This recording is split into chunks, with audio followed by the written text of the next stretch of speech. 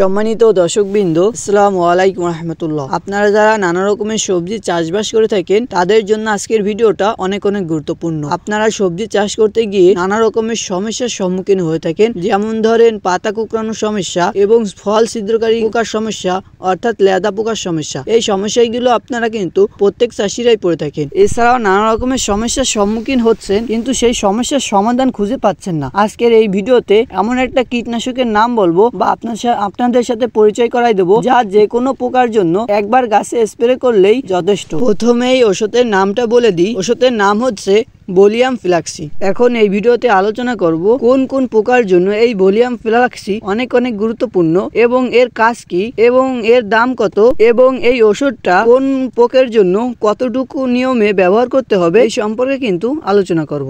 বলিয়াম ফ্লাক্সিটা Syngenta কোম্পানির একটি product. এই বলিয়াম ফ্লাক্সি কিন্তু খুব সুন্দর একটা ওষুধ। দর্শক বন্ধু, আমিও কিন্তু একজন সবজি চাষি। যেমন আমি টমেটো চাষ করে থাকি, লাউ চাষ করে থাকি, করলা চাষ করে থাকি, মিষ্টি কুমড়া চাষ করি, করলা চাষ করে থাকি। সকল সবজিতে যখন পোকার উপদ্রব বেশি হয়ে যায় তখন কিন্তু আমি এই বলিয়াম ফ্লাক্সি ব্যবহার করি। আমার জমিতে একবার ব্যবহার করলেই আমি ফলাফল পেয়ে গেছি। এখন আলোচনা করি বলিয়াম ফ্লাক্সি কি পোকার জন্য ব্যবহার করতে হয় এবং কোন কোন গাছে ব্যবহার করতে হয়। যেমন শসা, মিষ্টি কুমড়া, টমেটো, এই ধরনের যত গাছ আছে, এই গাছের যে পাতা কোঁকড়ানোর যে সমস্যাটা, এই সমস্যাটা কিন্তু আসলে শোষক পোকার জন্য হয়ে থাকে। এই শোষক পোকার জন্য আপনারা এই বলিয়াম ফ্লাক্সি ব্যবহার করতে পারেন। যদি বলিয়াম ফ্লাক্সি ব্যবহার করেন তাহলে যে কোনো সবজি গাছে পাতা কুঁকড়ানোর যে সমস্যাটা সম্মুখীন হই, সেই সমস্যা কিন্তু একবারেই নির্বংশ হয়ে যাবে। আপনার পাতা যদি শোষক পোকার কারণে যদি কুঁকড়ে যায়, তাহলে আপনি 16 লিটার পানিতে 10 গ্রাম হারে ব্যবহার করবেন এই বলিয়াম ফ্লাক্সি। দর্শক বন্ধু,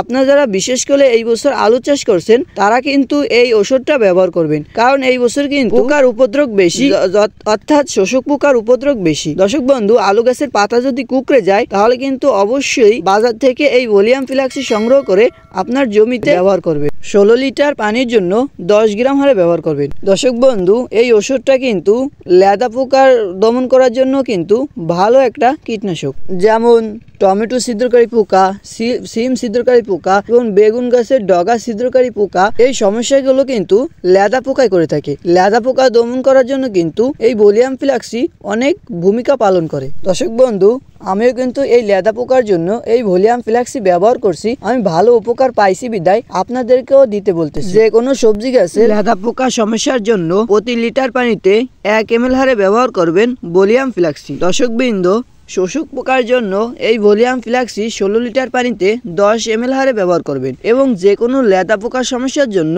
প্রতি লিটার পানিতে 1 ml হারে ব্যবহার করবেন। এই নিয়মে কিন্তু ব্যবহার করতে হবে। দর্শক বন্ধু, এই ছিল আজকের ভিডিওটা যদি ভালো লাগে তাহলে অবশ্যই একটা লাইক দিবেন। আর এই চ্যানেলে প্রত্যেকদিন একটা কৃষি বিষয়ক ভিডিও আপলোড করা হয়। যদি আপনি কৃষক হয়ে থাকেন তাহলে কিন্তু এই ভিডিওগুলি আপনার জন্য অনেক গুরুত্বপূর্ণ। তাই এই ভিডিওগুলি পাওয়ার জন্য অবশ্যই কিন্তু আমার চ্যানেলটি সাবস্ক্রাইব করে রাখতে হবে। তাহলে ভালো থাকেন, সুস্থ থাকেন। আসসালামু আলাইকুম ওয়া রাহমাতুল্লাহ।